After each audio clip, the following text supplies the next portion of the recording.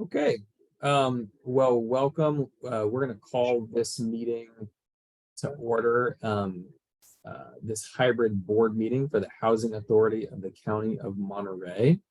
And let's start with the Pledge of Allegiance, and we can all do it together.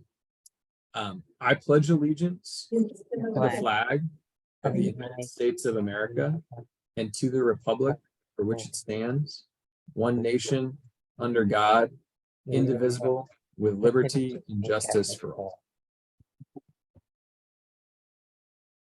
Okay, roll call, please. Okay, Chair John Wizard is absent. Vice Chair Hans Booter. Present. Commissioner Kevin Healy. Present. Commissioner Kathleen Bellis. Present. Commissioner Viviana Gamma is absent but on the way. Commissioner Francine Goodman. Present. Okay, and that concludes the roll call. Okay, and we are going to move on to item 3, which is comments from the public. And Gabby, members of the public get, is it 3-minute comments? Is that right? Yeah. Okay, great. And we'll let you time that for us. So are there any comments from the public, either folks who are in person at any of our locations here, or we have here someone on here Zoom? in person. Okay. I'll let him introduce himself. All right, I'm Bobby Merritt. I'm with Veterans Transition Center. And I just wanted to address resolution 3089 and the voucher terms, extensions, and whether or not that was going to be followed closely by the board is what we're concerned about. We'd like to make sure that our veterans aren't put in a precarious situation with being able to try to find housing within a 2-month frame. We found that the 6-month frame that we were working with was difficult, where we haven't gotten to a point yet to see what's going to happen here. But just concerned that the board would continue to monitor that resolution and the effects. And my organization will follow up with a formal letter to the board. Thank you. Thank you. And Gabby, if you could, I didn't catch the gentleman's name, but if you could. Bobby Merritt. Perfect. If you could memorialize that and the name of the organization as well. We appreciate those comments. It's definitely a balance. We've been trying to make the voucher program more efficient, which is something that we need to do to maximize funding for the county, while at the same time appreciating how difficult it is for families with vouchers to lease up in a tight rental market. I would note that it is 60 days, with the 30-day extensions. My understanding is that, if a household with a voucher is actively searching for housing, that they can qualify for up to 2 additional 30-day extensions. But that's my understanding from our last discussion. But we appreciate those comments for sure, and appreciate you following up with us. Any other comments from the public, either in person or here on Zoom? We have some people online. If they would like to speak, please announce yourself.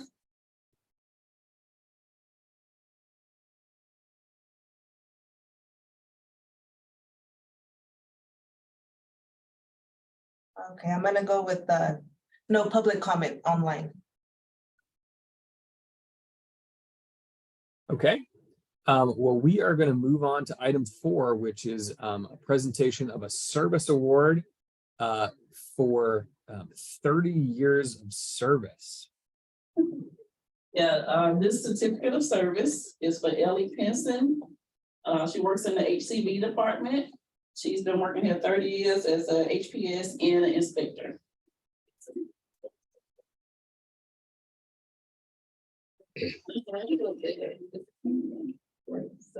Thank you.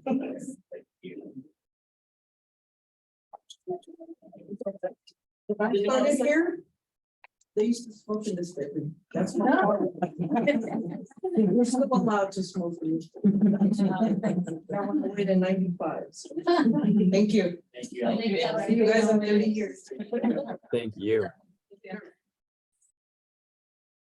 Well, congratulations to Ellie. I mean, 30 years, that's pretty remarkable service to the county here. So thank you to Ellie.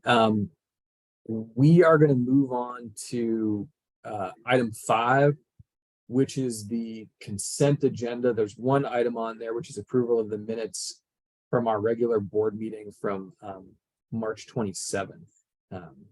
So I guess I would entertain a motion on the consent agenda. Move approval. It's been moved by, I think I heard Kevin first, and then do we have a second as well? I'll second it. Perfect. Okay, well, we're gonna, it's been moved and seconded. Let's move on to a roll call on that one. Okay, Vice Chair Hans Booter, Yes. Commissioner Kevin Healy, Yes. Commissioner Kathleen Bellastars, Yes. Commissioner Francine Goodwin, Yes, and Commissioner Gamma is absent, and Chair Wizard is absent. We are going to move on to reports of committees. We will start with the Personnel Committee. Commissioner Ballesteros. Vice Chair Buter, we didn't have a meeting this month. I know that I'm not sure if Commissioner Gama has showed up yet, but the Finance and Development Committee also did not have a meeting. And then Commissioner Wizard is out, but Zalika, could you update us on Michi and Michi AA? Yeah, we've been working with Michi and Michi AA for the separation of the entities. Leo Myers and Parkside 2 are no longer managed by HACM as of May 1st. We turned over all the documents related to the tenants and the properties. We're still working on some items such as the reserve accounts and things like that to pass them on to Michi. We did retain property management over Hardina's, and that was at their request. And so now that we've done that separation, we're just really working with them on the audits so that we can finalize the MOU. Mr. Rose has been a pleasure to work with and very helpful in getting these things done. Okay, we're going to move on to item 7, which is report of the secretary, our executive director. Okay. I'm just gonna highlight some of the items on here. One of them for the Coalition of Homeless Service Providers. We set up a meeting for July the 5th. And I will do a presentation for the Housing Authority with the community partners about the voucher program, just to get them updates on the program and explain some of the changes that we made lately to enhance the program, along with asking for some additional support for case management to try to get all the vouchers utilized. And that'll be on July the 5th through a Zoom call. I will also share that presentation with the Board of Commissioners before I give it to their organization. The San Francisco Hub Field Office has been instrumental in helping us to do a lot of things. One thing I would like to highlight is that we have monthly meetings with them, and we had a meeting this June, and the entire HCV staff participated in the meeting. And so they got to learn about utilization and the budget authority. And while we were in that meeting, we also identified 45 families that was rent burden. And we have did interims and corrected their file so that now their payment will be under the 30%. And those are the type of things that we're working on. So the HUD office has really been very helpful in doing that. Let's see. The city of Salinas, we still working with them on the home keys projects. And we got some other projects in place where we're asking them for funding for landlords and things of that nature. I think we got a really good relationship. With the county, we've strengthened our relationship, especially with the county administrator office. We've been assisting with the events that's been going on in Pajaro to help those families and provide resources. The finance department, as I said, we got the draft version for the 2021 audit. And so we're working on that to finalize that. But the finance director will tell you more about that in his report. And we had a CARES Act funding closeout. And we had $302,516 that was designated for recapture. However, working with BDO USA, we were able to address those issues. And that recapture has went away, so we do not have to repay those funds. And I actually got the email from HUD to say that we have a zero balance and that we are clear. So that's great. And let's see. In development, we have been trying to get an extension on the HELP loan for the Greenfield property. We did get it. It's $100,000 that'll be due every year on December 31st. It's for 5 more years, and then at the end of that term, the $500,000 will be paid off instead of the balance still accruing and we paying the interest. So that was great news as well to finally have that closed out. The HCV department, we just had an EHV audit. We haven't had the final reviews from it yet, but it seemed to be okay. There will be a couple of findings, primarily on the finance side. And we did get notification that we're gonna have a VMS audit. The representatives, I believe they're gonna come on site, and it'll start August the 8th. And they're gonna review the VMS report starting from July 1st, 2022 up until now. But any type of discrepancies to try to help us to get that worked out. And hopefully this will allow us to also get some training for the staff. One thing that I know the board had been asking about was our PBVs. We do have a consultant that's helping us with PBV. They actually be on site tomorrow to do another part of the training. But in preliminary reports, it says that we have a maximum of 954 PBVs for the agency. We have allocated 890. So right now we only have 64 remaining to issue on a project, unless we can qualify for the 10% exception rule. And I'll be working with the HUD office and the consultants on that, because if we can qualify for that, then it'll increase by another 450 PBVs. But I'll give you more information on that once we're through with the consultants and we have the final go ahead from the HUD field office. One last thing is the yardage training. We just had yardage training this week for the HCV staff. It was 3 days training. It was all the way from the front to the back end of the program, also telling best practices. Because we have a credit on our yardage account, we did not have to pay for the training. And we have 2 more that we're gonna schedule. The credit should cover primarily all of the expenses. I know it'll cover at least the second one. The third one, we might have to pay a small portion. But the training was really instrumental to staff. All of them participated. It's gonna be helpful in getting our utilization up and getting the program back on track. And then they also have the Yardi Aspire system. So they had the training in here, but then they can go on Yardi to Aspire, and it has all the class lessons in there. And so they'll go through the process of doing them on a one-on-one basis, and it'll give them points and a badge when they complete, so that we'll know that they went and took them, they got the additional training, and it's there for any type of questions. So it should really make a difference with us getting away from the manual processes and really utilizing the Yardi system. So I think that's fantastic. And other than that, the rest of it is kind of on the report. And I would just like to say that property management has had a really busy month, but I'm gonna let Jose tell you about that. But I'm very proud of them and all the work they've done, because we've had a lot of inspections and reviews, and he will follow up on that in his report. So that concludes mine, unless somebody have a question. Yeah, any questions from commissioners on the executive director's report?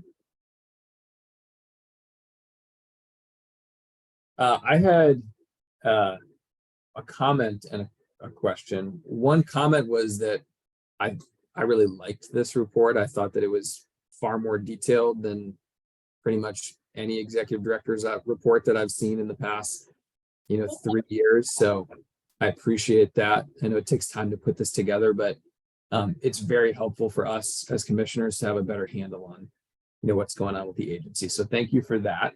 And in fact, it wasn't just this report. I noticed it kind of flowing through a lot of the reports, the HR report, the development report. There was just obviously some additional attention paid there. So I appreciate that.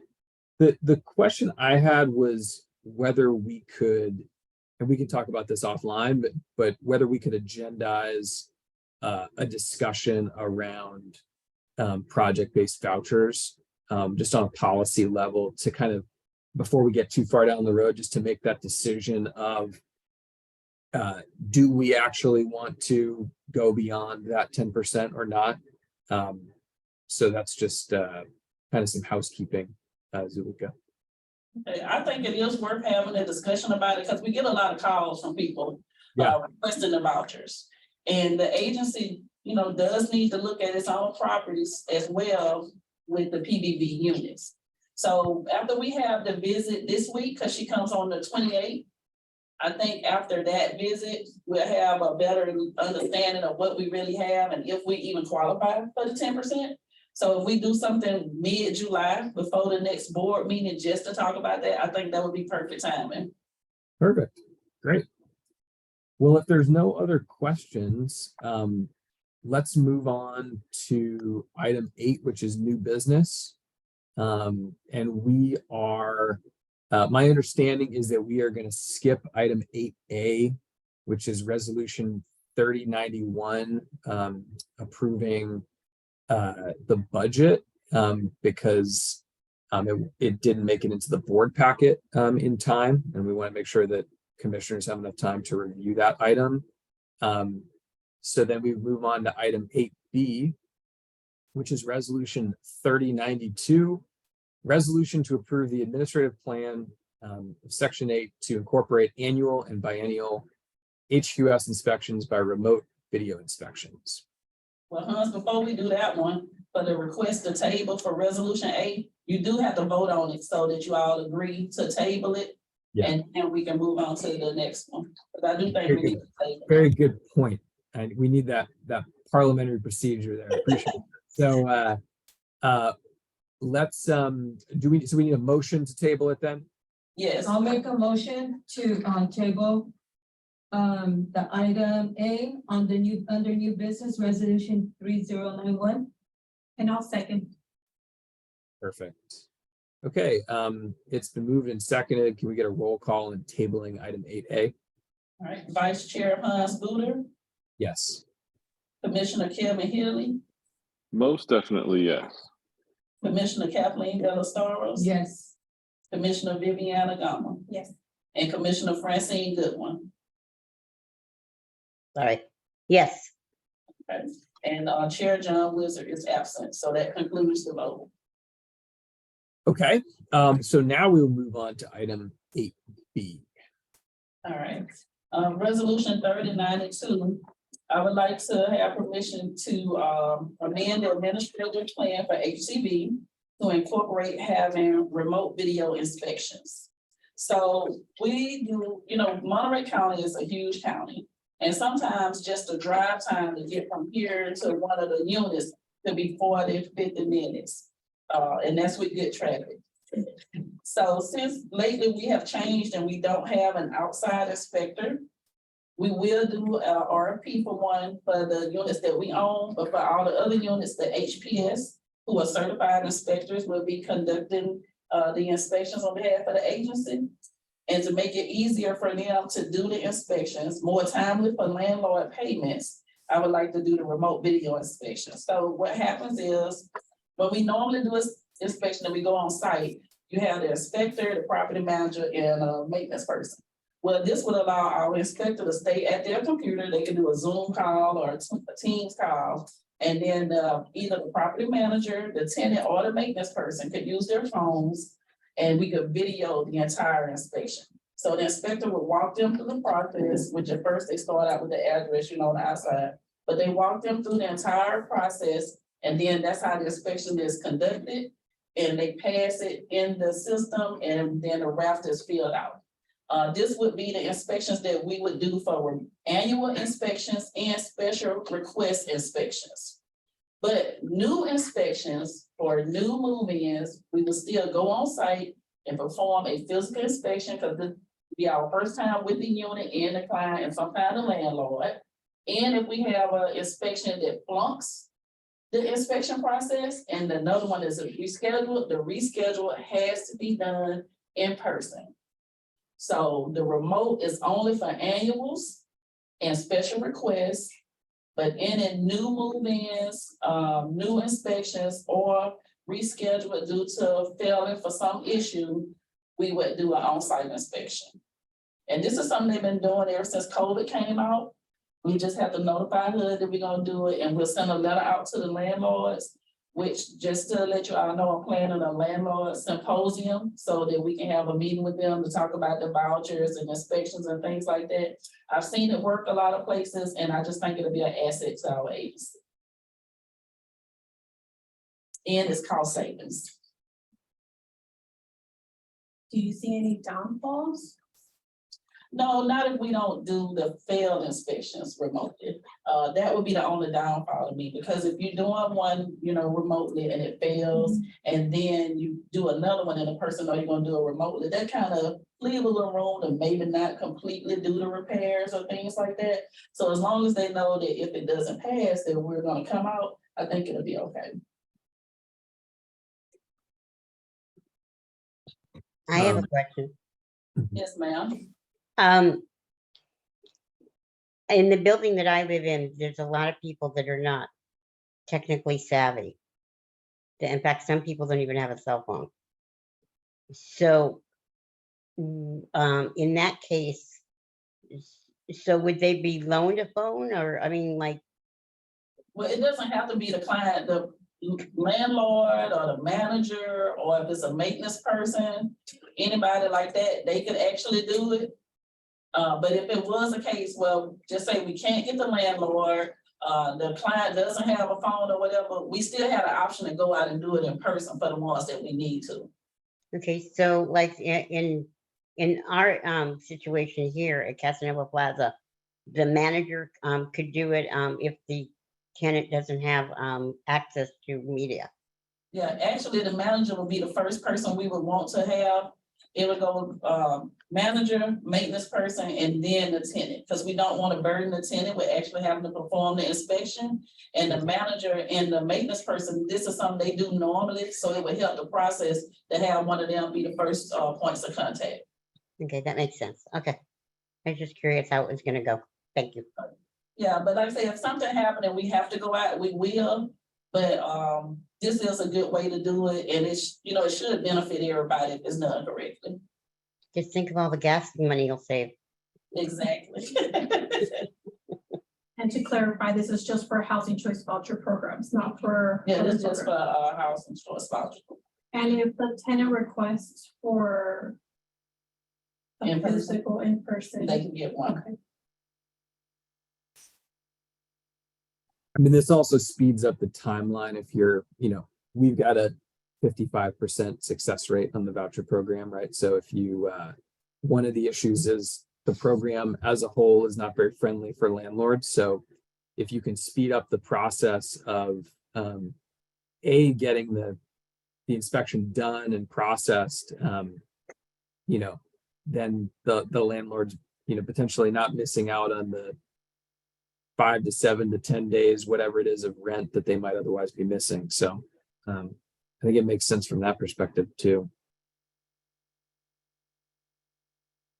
Any other questions on this item? Okay, well, I guess I would entertain a motion on this one.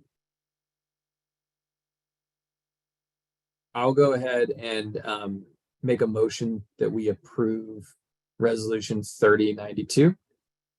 Second, Great. It's been moved and seconded. Roll call, please.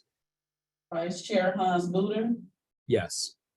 Commissioner Kevin Healy, yes. Commissioner Kathleen Bellastros, Yes. Commissioner Viviana Gama, Yes. Commissioner Francine Goodwin, Yes, and Chair Wizard is absent. So that concludes the roll call. Okay, we're gonna move on to item 9, which is the information section. And we're gonna start with item 9A, which is the human resource report.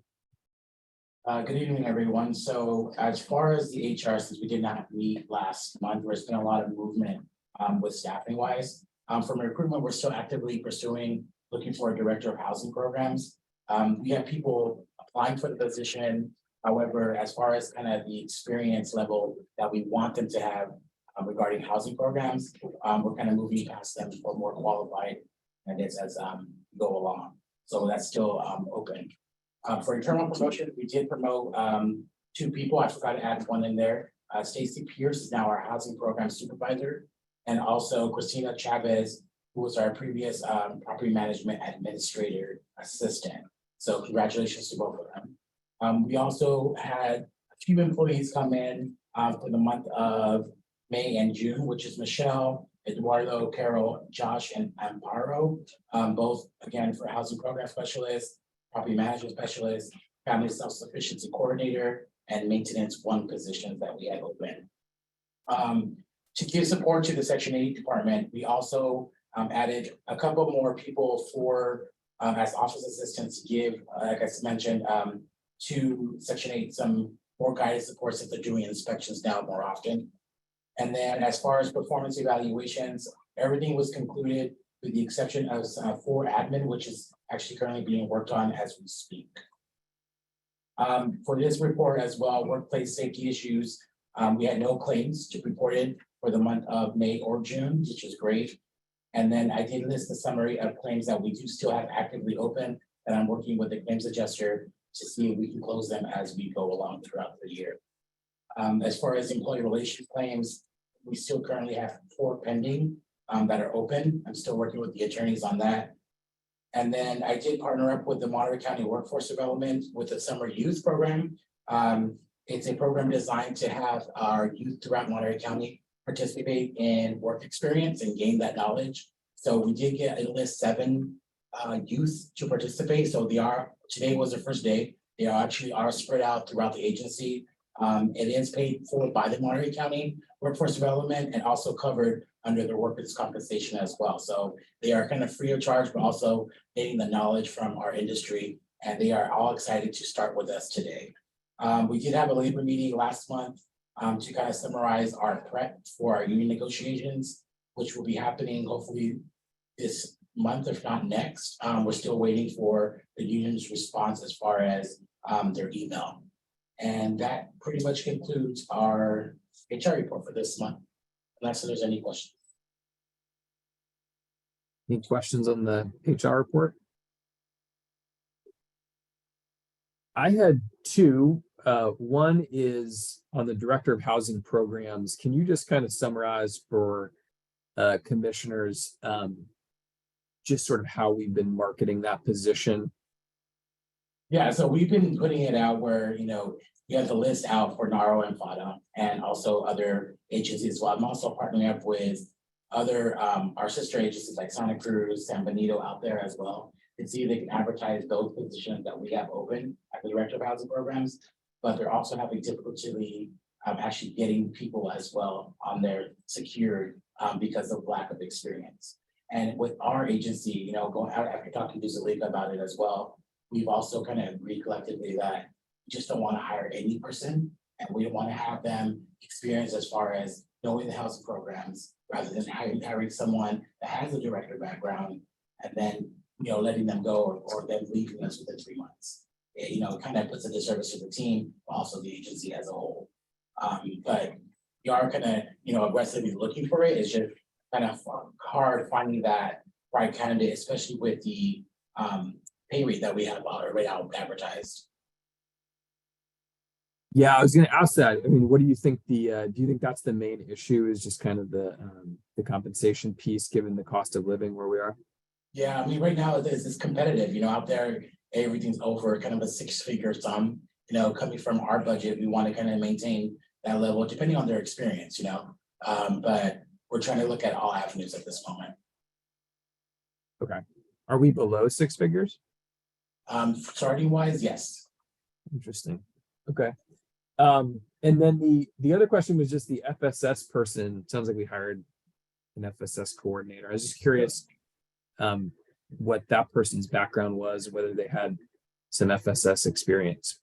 They did. So she came from originally Hope Services. She was a facilitator as an ILS, but prior to that, she also had some case management work as well, working with the public and working with clients. So that was kind of what we were drawn. Originally, she applied for the HBS position. And then we did fill the FSS prior. However, that person, that candidate that was internal, kind of backed out from that position. So we kind of reached out to the next person that was applying for this particular position that we had opened. Okay. Well, thank you for that. If there are no other questions, let's move on to item 9B, which is the finance report. Well, this is Mike Underwood, the newbie, and so immense amount of information to learn, that's for sure. And so Lika's being very kind, trying to assist me in finding training. I just finished last week 3 days of training with Nan McKay, which is a national training service, and I inherited about 150 pages of documents. So it got,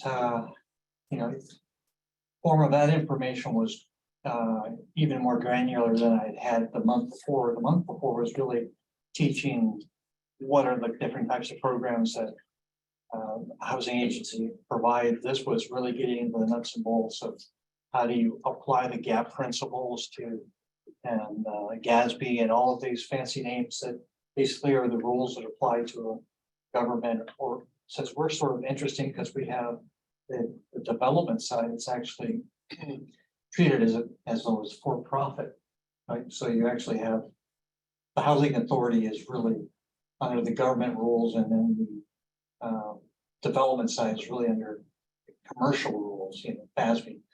So anyway, there's so much to learn to be able to assist in the financial side. We've, I think in the month of April, we had a good month from a financial perspective. Our P&L was positive versus the month of March, which had a loss, which is good to hear.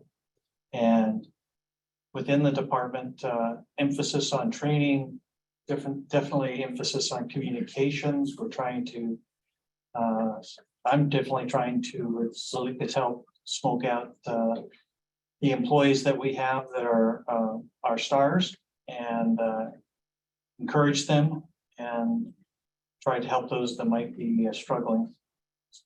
So that communication leads to having interaction with maintenance, with procurement, with the warehouse, with Section 8, which is, I think, a bit different than it has been in the past. So communication period is I think a bit of a past sore point here at the agency, trying to make it better, trying to have the right people know what they should know.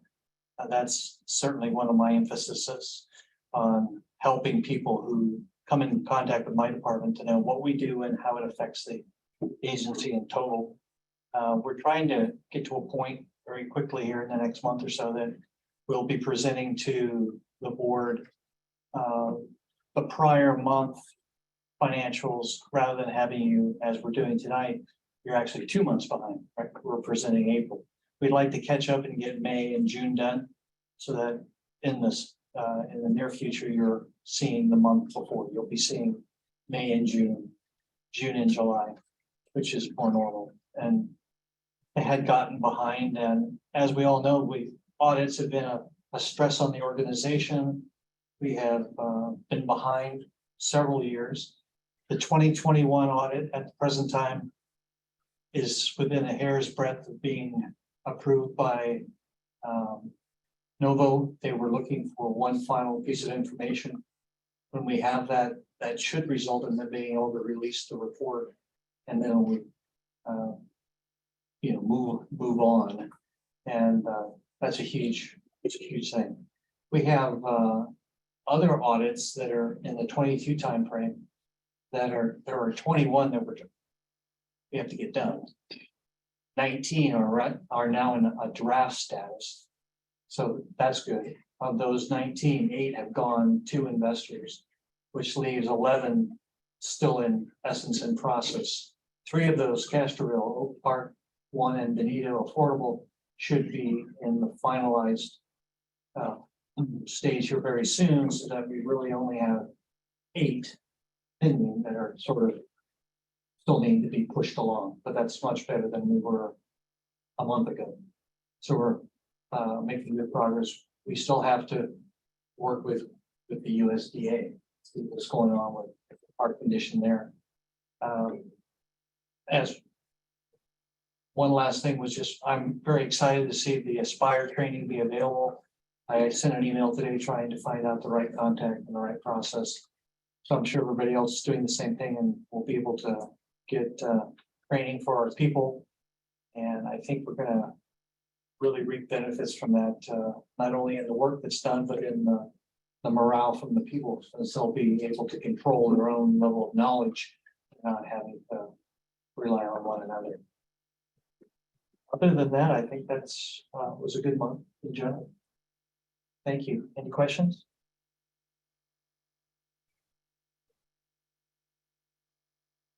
Mike, we're happy to have you on the case here. So it's good to hear you kind of give a report this month. So looking forward to next month and getting caught up, and appreciate the help from the whole department trying to get the audits closed out. So thank you. Yes, thank you. Thank you. Okay. Well, if there are no questions from commissioners, we're going to move on to item 9C, which is the property management report. Good afternoon, commissioners. I just want to report, we've been, as Sulika mentioned, extremely busy for the last 2 months. There's been a lot of audits, visits for investors, the state and HUD. We have undergone REAC inspections, tax credit inspections, CCRC inspections in the last 2 months. All of them have been completed by now. They're all being successful. We're pending some of the reports from those inspections, but everything points out that the inspections will be good. It's been extremely busy, so I want to take the opportunity to thank my staff, everybody from the caretakers to managers, supervisors, maintenance. Everybody did an awesome job. We had, during a week, we had about 6 or 7 inspections in 1 week. So it was a lot of work, but we're happy to, have completed those inspections and audits. We're also up to date on our vouchers. We've completed our voucher submissions. We're up to date. We've also completed the AR reconciliation for the RAD properties. Thank you, Sulika, for your help with that project. So all that is all done and completed now. We are moving on to the next properties to ensure that all the AR is reconciled for every property that we manage. And we're in that process. So it's been a lot of work, and again, everybody has that worked in the project. Really thank you for Mike's team that assisted, Sulika and all the staff in my department that helped. We're working on the King City Migrant Center. It's been open, leased, and there's still the rehab that's happening, still going at the site. We requested an extension. Some of the repairs couldn't be completed by the designated deadline. And we've been granted the extension. So the contractor is moving on with the repairs. Currently, they're working on siding, painting, mainly the exterior repairs that needed to be completed. The interior repairs have all been completed during the closure when the units were vacant. So we'll continue updating the board on the progress for that project. Pueblo del Mar, we're working with other agencies in the community and working with Sulika on a plan for that property.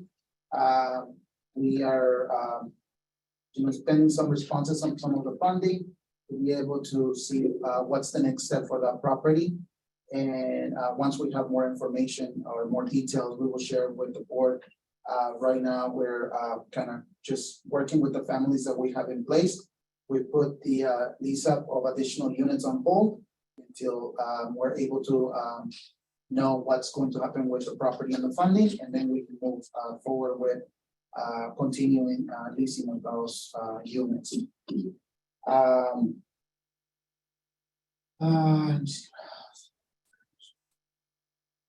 saying you told me none of your scores. Then you get some of your scores back. Not yet. Well, only we got a REAC inspection, we got a score for property 802. Last inspection, we got an 86. This inspection, we got a 90. It was an improvement. We want to be on the 97s or up. That it was an improvement from our last inspection. That's the only score that we've gotten. And as we get more, I will make sure that I put them on the board report for the board to review. And we're working also mobile maintenance. It's been on a test for a few months now. We are taking that live, completely live this month. I only have 3 staff members that are having some issues with their Yardi credentials and being able to access it. But I'm working with Yardi on getting that fixed, and then everybody should be set up and ready to start using mobile maintenance completely deployed with Yardi. I'm working with Yardi as well on opening the waitlist electronically. We want to avoid having to get paper applications, but it's a process, so we're undergoing that so we can approve that process. And I'm working with Yardi staff to get that done. We're working also with Yardi on implementation of screening, which is have one more piece that needs to be completed, and then we can fully implement screening as well. I'm looking forward to the Yardi training that we will be receiving for property management. It is much needed. I think the use of the Yardi software, we're very limited as to what we're using and all the features that are available. And that training is going to allow us to take full advantage of the system and the software. That's going to make life a lot easier for all staff and management. So I'm looking forward to that. And also the Aspire. It's very important that we will be able to track the process of the training, additional training that are assigned to staff, and be able to document that, bring into Velocity to keep track of the training that staff has received. And then we can track that progress and ensure that staff is properly trained to be able to complete their task accordingly. But that's all, unless anybody has any questions. I got one something. You ain't telling about the money that Jose always finding us little stuff to save money. So we just switched over the phones to T-Mobile. Yes. So the agency, all of the phone service, who had agency, Verizon? We used to have Verizon. Our bill with Verizon was about $3,000 a month. Roughly with T-Mobile, our bill went down to about, it's gonna go down to around $1,500. That's including the tablets that we got. And all that free costs. We got free phones for all staff. We did not pay any cost for any additional phones.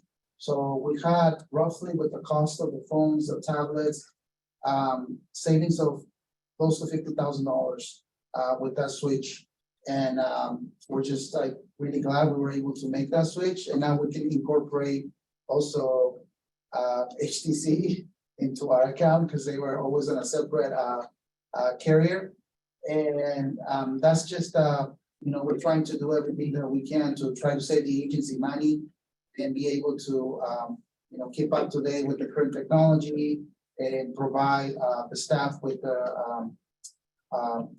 hardware they need to be able to perform their job. Yes, thank you for reminding. And that's it, unless anybody else has any questions. I had a question. So you mentioned the mobile maintenance, so is that what you mentioned? Or the mobile maintenance is something else? Mobile maintenance is for staff, maintenance staff to have the ability to receive the work orders on their phones. Because right now it's a manual process. The work order gets printed, it is given to the staff has to go complete the work order, fill it out, and then submit it so that they can close it. With the mobile maintenance, all that is going to go away. You get the work order on the phone, you complete it, you take your pictures, document it, close it, that's it. You're done. There's no more paper. So that will eliminate the number of units, work orders that you see on the system as open because someone hasn't closed them or because they haven't been turned in. We will just allow us to keep better reporting, a cleaner report, and also more accountability because when the work order is there, hasn't been closed, staff has no one else to blame but self-pay having closed it. Right. So that mobile maintenance, is also using Yardi for that? Yes. Okay. Yeah, so those are programs that are part of the Yardi software that we were not utilizing. And some of these programs are no cost to the agency that we had to implement them. So I took the project on myself, so I had to investigate, set it up in Yardi and do the legwork to be able to deploy it to staff. It's a free service that's already covered by our license, but we needed to take the step to implement it. And same thing with screening. With screening, it's a simple just contract that we are going to be activating that, and it's a no cost to the agency. And that is also good because we incorporate the screening process into Yardi. So Yardi does the screening with criminal backgrounds, sex offender reports, income. It all comes to your screen, and it's as simple as when someone is applying, you can click a box to say approve them or deny them based on the report that you're getting from Yardi. So all those features are available, but we've never used them. So right now we're starting to use them, and so we got on board with all these changes, and we're excited because we're only utilizing a very small percentage of the Yardi software system, and taking advantage of all this just makes life easier for managers, applicants, staff, everybody. Thank you. So when, you see your UPS driver or your PG&E guy come to your house and do readings, and they're doing the same thing years ago, right? So now we'll be able to catch up. Thank you for that. Okay. Well, first of all, that $50,000, that's awesome. That's like performance review type stuff. So much appreciated. Any other questions on the property management report? I have one. Yes. Okay, this is regarding Casanova Plaza. Yes.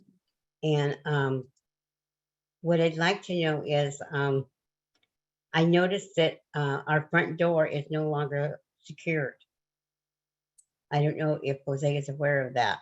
And I No. was, Not aware. I knew that the new system was installed, the fobs were deployed. thank To you. my understanding, it was working, but if it's not, hasn't been brought out to my attention. Okay, what I was told, because I called, when I discovered it, I called maintenance and I tried to unlock it because we have the key that we can, manually unlock and lock the door, the front door and the back door. And apparently it's been locked by, I guess, Ozzy or Monica to remain unlocked. Because there are people in our building apparently that don't know how to use the new system. And so I'm wondering if it's possible, if maybe I would assume it would be in the hands of our manager. There was never any formal formal teaching or instruction of how the system worked. She gave it to us in a half sheet note and explained, what to do and, what numbers to pick, choose and how to unlock the door. but there's a lot of people here that are very old and they're, old school and they don't know how to use it. I'm not one of them. I was able to download the app on my phone and, I can use it. But unfortunately, I'm one of the rare ones in the building. So anyway, Yeah, I'm sorry. What I will do, Commissioner, is that I'll have, the staff do a resident meeting up in the community room. And then they can go over, the step-by-step instructions on how to do it. Okay. And then, we'll make sure that, we have, some documentation, pamphlets or information available for the residents. So that they can take that home and be able to follow up, if they have any questions. So I'll have them schedule that, this week. okay, I appreciate that. Because it's, I mean, I know that was a very expensive system. And it's like, it's wasted, having that front door open, unlocked. It didn't make no sense to me. And I hope you don't mind me addressing this at this meeting, but I don't know where else to do it. So No, I will address that with staff and, I'll schedule that, meeting with the residents in the community. okay, yeah, I called it into maintenance and Raul, responded back to me. And he explained to me that, that I guess Ozzy or Monica, had, unlocked it. And, anyway, so I asked him if he would contact, Ozzy, our caretaker here, because, I just felt like the message would, be more, adequate, coming from Raul than from me. I didn't want to be a complaining tenant. No, it's okay. I'll have that meeting and I'll make sure that the door is secure. Okay, thank you. I appreciate that. Thank you. Thank you for that. If there are no other questions on the property management report, we're going to move on to the development. Good evening, everybody. Just a couple of things I'd like to highlight on our report for this month. We have started a few conversations with some of our equity investors who are looking to exit out of our partnership. So I've got initial phone calls set up in the next coming weeks, and I'll have conversations with Salika after that. I'm just in the initial gathering stage of, what it is they're thinking of doing, but we do have in total about 5 properties that are going to be in the same position at the end of their 15-year tax credit compliance period. So you'll hear me talk about that a bit more every month, and I'll be giving everyone an update as we move forward with that. The other large item, we still have a lot of work going on at Tynan Village and Building C with water intrusion that's being taken care of right now. Our general contractor that was on site for the rest of the job has completed everything. The last piece was the handrails. So this is just focused on one particular area of Building C, but there is still work going out there for that property. We've got, as Zalika mentioned, project-based training that part of my team will be attending this week. And then we're all looking forward to night development coming mid-July to assist us with all of our ongoing needs and development. I've got a lot of information in here. If anybody has any other questions, I'd be happy to answer anything. I had a quick question on the 2 properties. Sounds like it was Tynan and Beno Vista. And just to clarify, like the reason we're talking about the equity investors reaching out about getting out is because we're just at the end of the 15-year period. Is that right? There's no. Right, they've taken all their tax credits, they've taken all their losses that they would qualify for, and so it's pretty standard in the industry. That's what they do at the end of that compliance period. They'll start reaching out to us to start, negotiating. There's some certain, every LPA is different, so there's different points to negotiate with every deal. But it's good that we're having initial talks so that we have enough time to plan. We also need to look at the needs of the property, whether or not we want to re-syndicate and do another deal, or do we want to do, some major rehab on these sites if any of them need that. So there's a lot of different pieces that we need to look at as well. But it's been good to hear from them. We're gonna start those initial talks and then I'll keep everybody informed of how we're proceeding. Any other questions on the development report? Okay, moving on to, I believe next is the housing programs report. And for the housing programs, I kind of gave some of it in my executive report, but there's just a couple of things that I want to say. One, we were identified by HUD with other housing authorities to apply for housing set aside funds. The application had to be in by June the 16th, so I did the application and submitted it. If we are awarded, they will send us an award and let us know the additional funding that they'll provide for us. I think the whole pool is like $2 million. And so every agency will get a piece of it.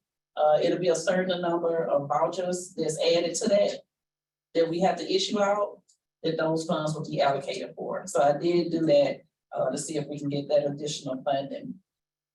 Looking at the 2-year tool right now, we really need to do about 200 vouchers a month to be in excellent condition at the end of the year. Right now, we only doing about 50. So working with the team on the best practices and then with the yardage training to try to expedite getting more vouchers out the door. So in the next month, the June report will still be a little lax, but you really ought to start seeing a lot of uptake for July and August. June will be better, but it's not gonna be our optimal number. So we're working on that. Let's see. Then we getting all the inspections and everything caught up because we'll have to do the CMAP by the end of August. The score is not gonna be perfect because of all the inspections that was not done in the previous years, but we shouldn't be troubled. So we'll probably get like a B or something, I'm thinking, because we have a lot of inspections that were not done. We're gonna be opening up the waiting list soon. The waiting list we're working off of is from 2020. We've gotten it down to 1,100 people. So we will soon be opening up the waiting list, which will be good because then we'll have people who actually need the vouchers now. And so that ought to also increase our utilization. Normally you have your waiting list only open for 3 days, but up here it's been taking like 2 weeks. I think it's just a matter of marketing and outreach. So that's why we're gonna do the landlord symposium and then reach out to all our partners, try to get the word out so that as many people can apply as possible. They just have to remember that the agency did go to the lottery waiting list. So no matter when they apply, it's up to the lottery. The computer system will pick who actually end up on the final list. With the change in the occupancy rules, we've had more 3 and 4 and 5 bedrooms to be able to be housed, because before we had 2 people in a bedroom, so it's kind of cut down. Our EHBs are up to 151 leased out of the 269.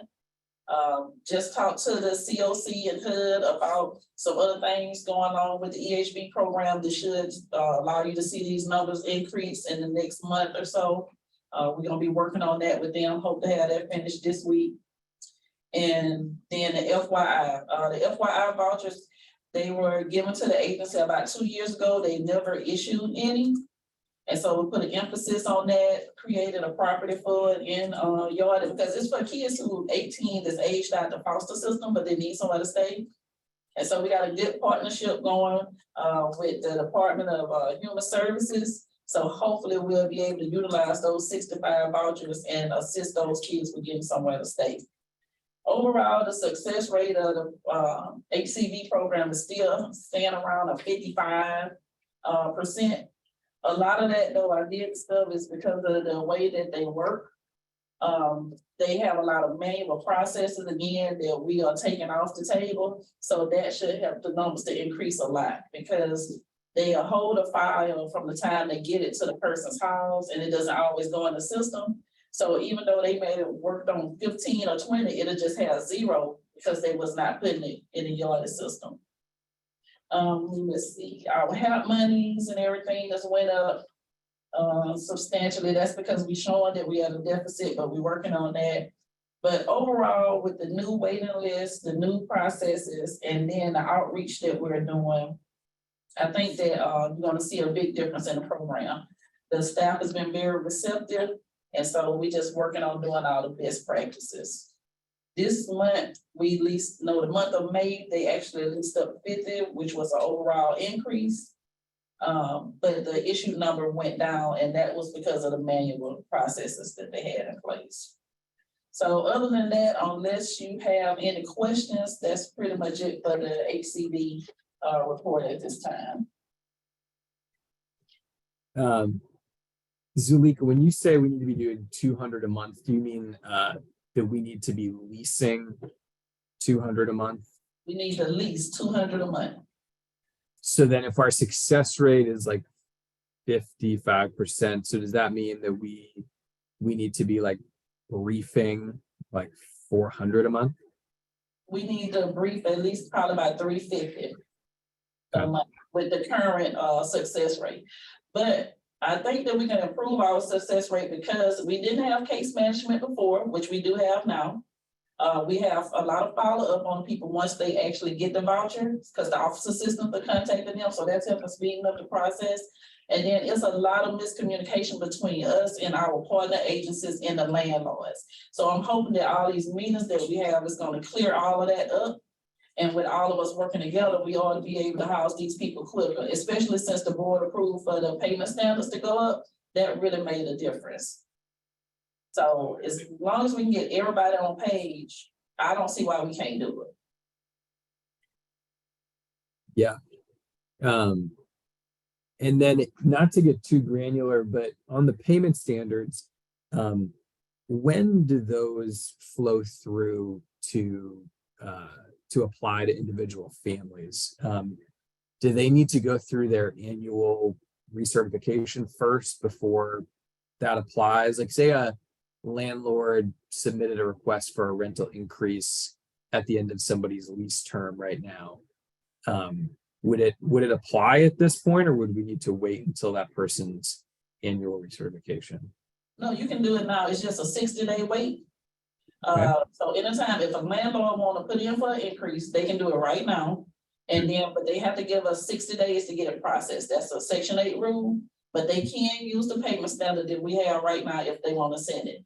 Now, the PBBs, they do it on their contract date, but they don't have to stick with that. If they got some type of situation, as long as they changing all of the units, they can put in for a request, because we've had some to do it to get a higher payment standard. And then what the agency has done, we've ran a report, compared it to the HUD report, and each family that we had is rent burden, which means they paying over the 30%, even if they was at like 32%.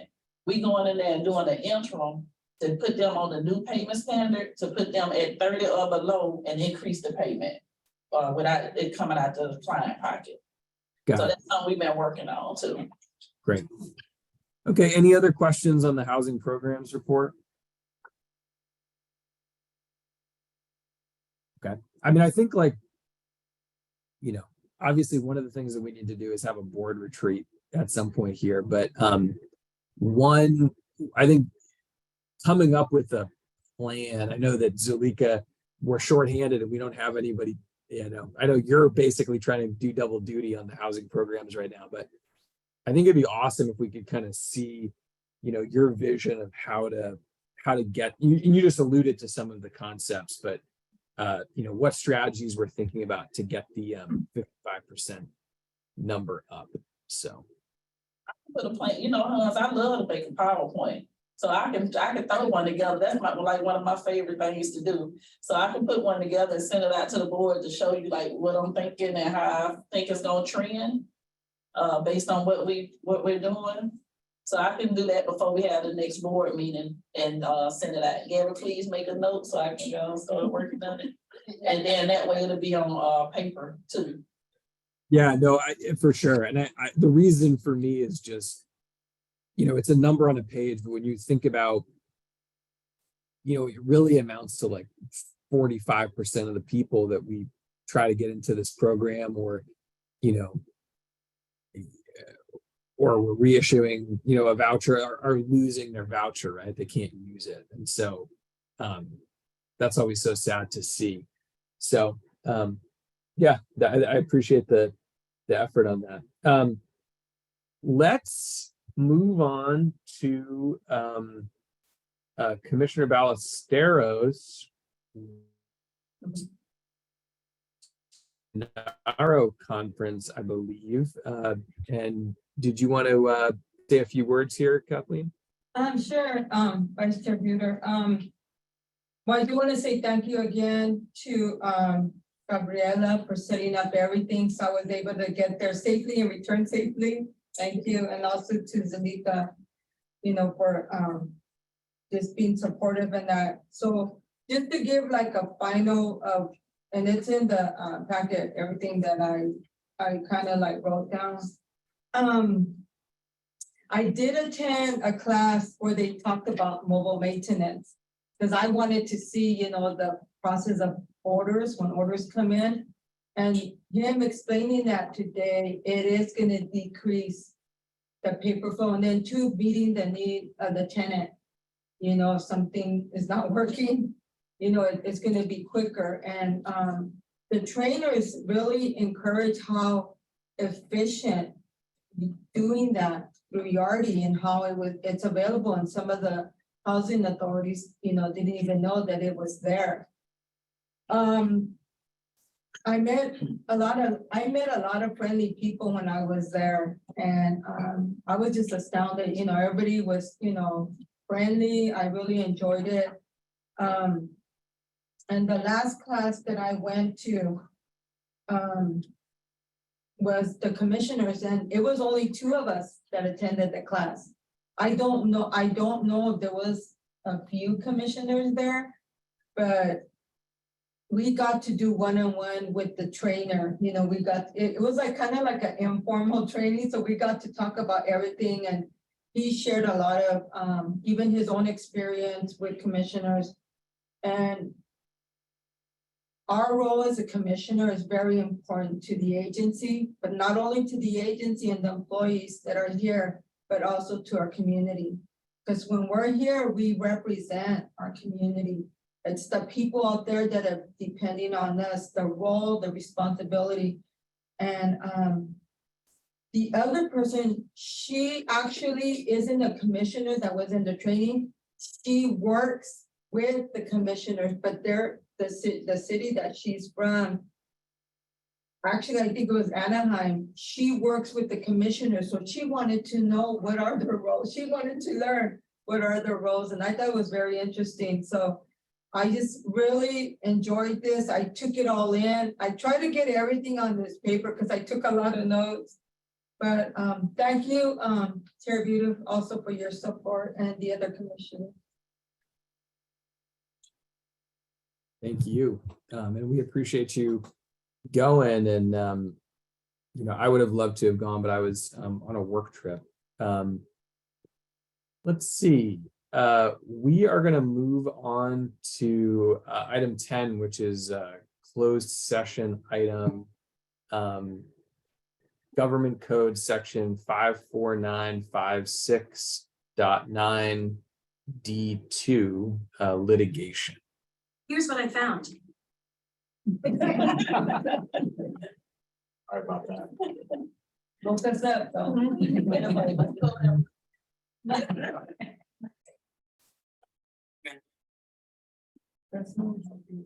Okay, the board is returning from closed session relating to Government Code section 54956.9 D2 litigation.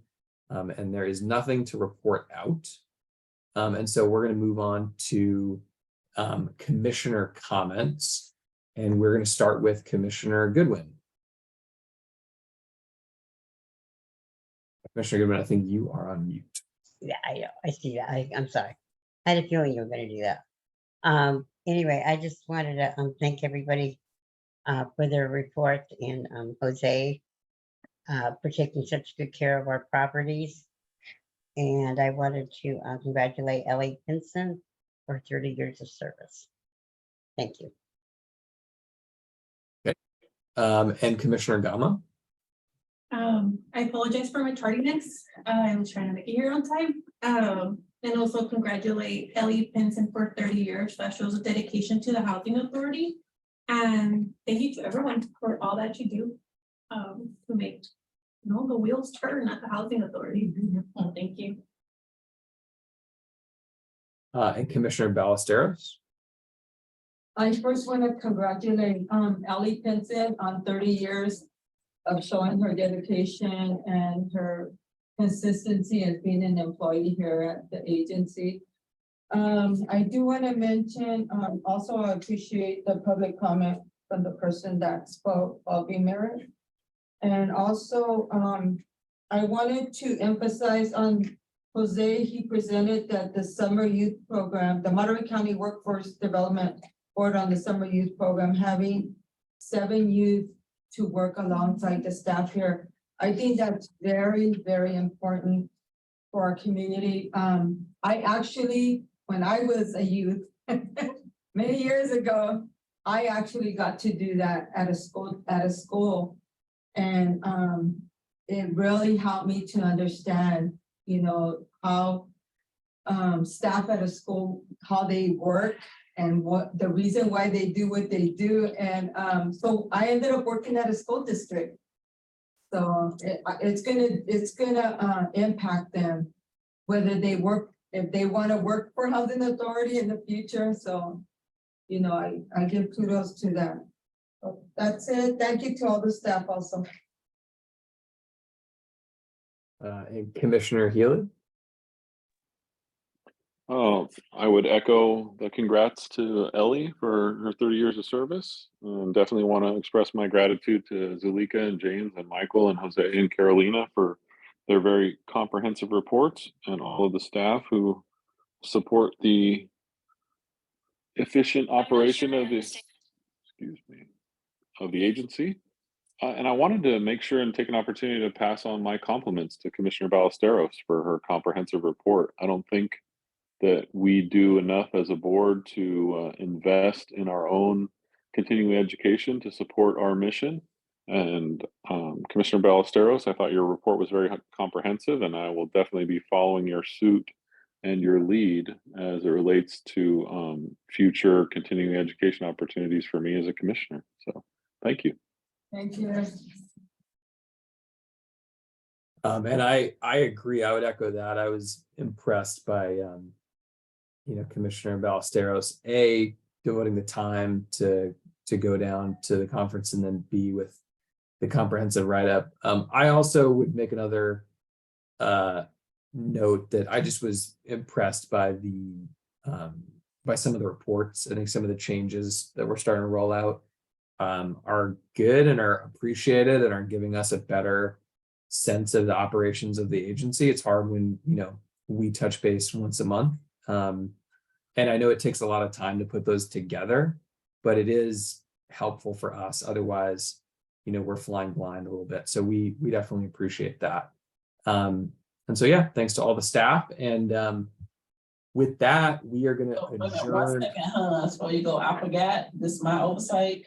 Our new asset manager has been in the meeting, and so I would like her just to introduce herself really quickly. Myra. Hi, everybody. My name is Myra Zasadi, and as Alika mentioned, I am the new asset manager for the Housing Authority, and I am happy to be here with all you guys. And I have been learning a lot from both Carolina and Jose. So thank you guys. Myra, it's great to meet you, and welcome aboard. Myra, are you would you say you're more on the HDC side of the house, or the I'm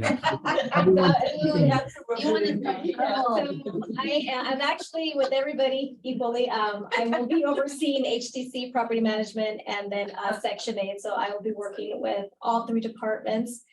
So that's good. Maybe a better question is, where's your office? She's with us. We're both, all 3 of us are together at the Beautiful. Titan. Yeah, Titan. I love it. I love it. Yep, and she's a little general, she's like the little general. You give her some snap, it's up with us. I love it. Okay, well, with that, welcome again, and then we're going to adjourn the HACM meeting.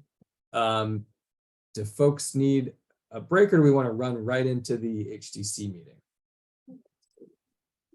I anticipate the HDC meeting being extremely brief based on my review of the agenda. So I would propose that we transition directly if everyone is open to that opportunity.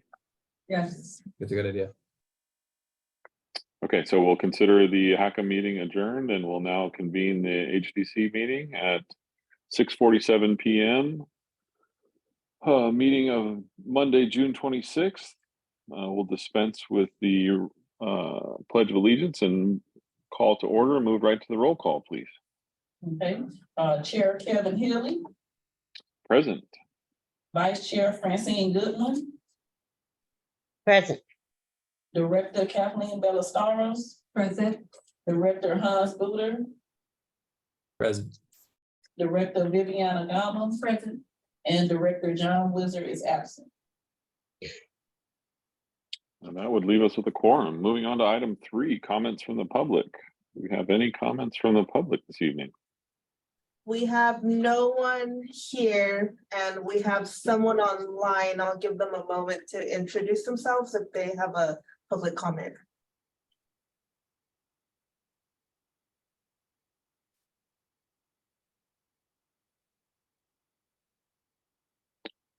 Hearing none, I think we're comfortable. We'll give them one more opportunity, whoever's on the line, to give their public comment, if they would so choose. Excuse me. And then we'll go ahead and close public comment, which would move us to item 4 on the agenda, the consent agenda. On the consent agenda, we have the minutes from the meeting held on April 24th, 2023. I would entertain a motion. I'll make a motion. And I'll second. It's been moved by Director Ballesteros and seconded by Director Gama to approve the minutes. Roll call, please.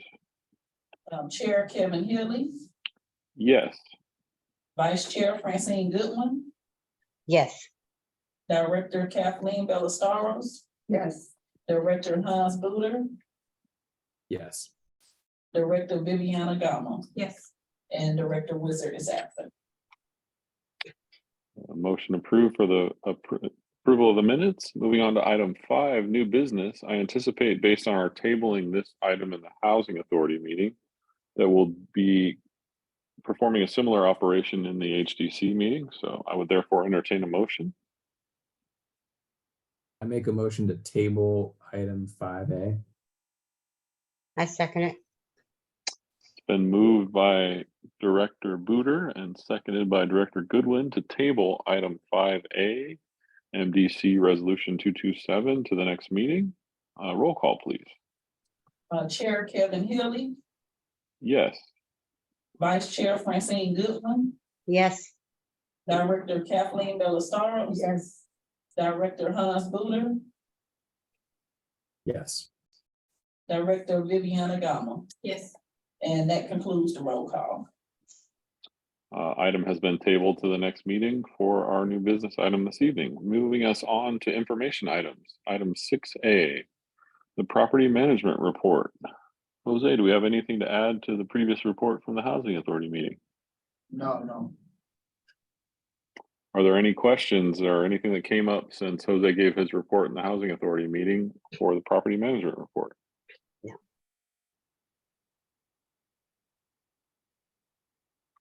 Hearing none, we'll move on to item 6B, the development report. Carolina, are there any items or information to add to the development report since the Housing Authority meeting? No, I don't have anything to add. Thank you. Are there any follow-up questions or additional questions for the development report that was given in the Housing Authority meeting from any of the commissioners or the public?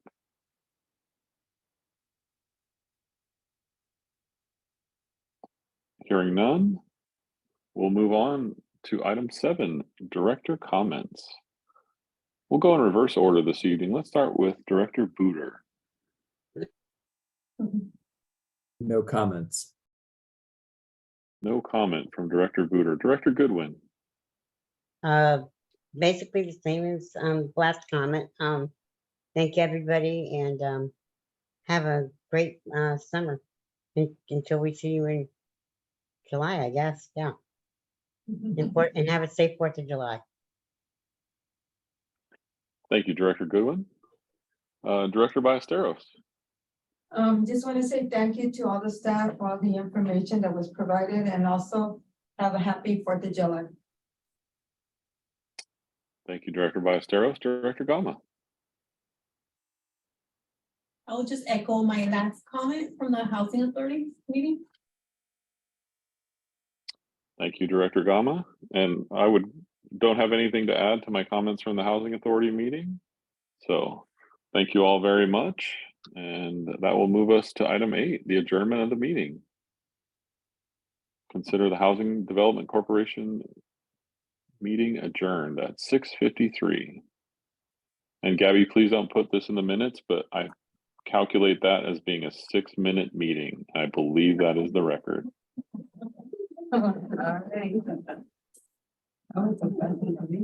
Thanks, everybody. Have a great night. Have a wonderful evening. Bye. Bye.